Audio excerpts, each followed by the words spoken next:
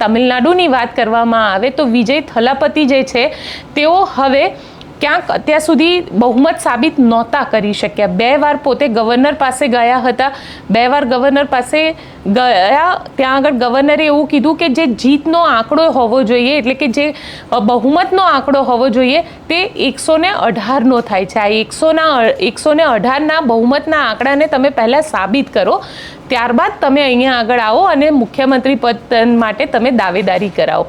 ત્યારબાદ ક્યાંક એઆઈડીએમકે અને ડીએમકે આ બંને જણા ભેગા થવાની પણ ચર્ચા થઈ રહી હતી। સાથે કનિમોજીએ પણ એક પત્ર લખ્યો છે રાજ્યસભામાં જે ડીએમકેના છે, અને તેમના દ્વારા એવું કહેવામાં આવી રહ્યું છે કે અમારું જે સિટિંગ છે જે કોંગ્રેસના નેતાઓની સાથે છે, કારણ કે અત્યાર સુધી અમે અલાયન્સમાં હતા, હવે અમે અલાયન્સમાં નથી, તમે અમારું સિટિંગ પણ બદલી નાખો।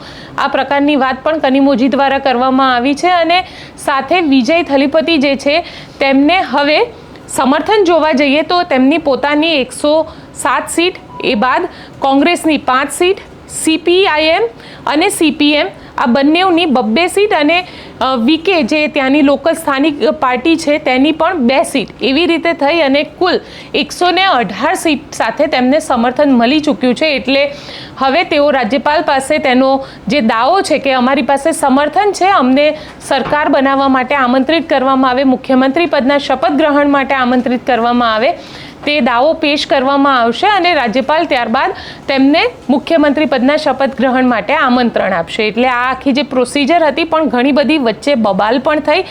ક્યાંક ટીવીકેના જે સદસ્ય છે તેઓ ડીએમકેના સદસ્ય સાથે માથાકૂટ કરતા દેખાયા, કોંગ્રેસના સદસ્ય અને એઆઈડીએમકેના સદસ્યની વચ્ચે પણ ક્યાંક નેતાઓની વચ્ચે પણ માથાકૂટ થતી દેખાઈ। એટલે કાર્યકર્તાઓ આજે તમિલનાડુમાં રોડ ઉપર આવી ગયા અને એકબીજાની પાર્ટીને ત્યાં આગળ બબાલ કરતા પણ દેખાયા। પણ આ બધાની વચ્ચે સારી વાત એ રહી કે લોકશાહીની અંદર જેને સૌથી વધારે પાર્ટી મળી છે, એટલે જે સીટ મળી છે 107 સીટ જેને મળી છે, તેવા ટીવીકે એટલે કે વિજય થલીપતિ હવે પોતે મુખ્યમંત્રી પદના શપથ ગ્રહણ કરશે।